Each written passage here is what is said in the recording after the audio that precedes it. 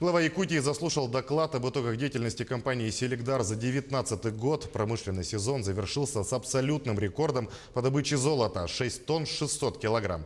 Выручка холдинга составила более 19,5 миллиардов рублей, что на 38% больше, чем в 2018. Компания осваивает месторождения в дальневосточных регионах – Хабаровском крае, Бурятии, Алтае и в Якутии. В юбилейном промсезоне в этом году «Селигдар» отметит 45-летие со дня основания и приступит к строительству крупной автоматизированной фабрики в Алданском районе.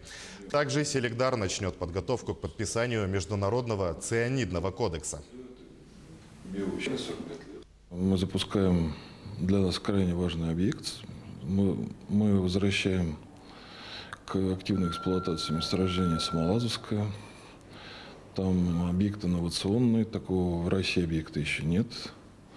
Где-то это 3-4 года научной работы, опытов, которые позволяют говорить, что вот с помощью технологии обжига руды и биовыщелачивания золота мы можем дать республике еще примерно тонну золота.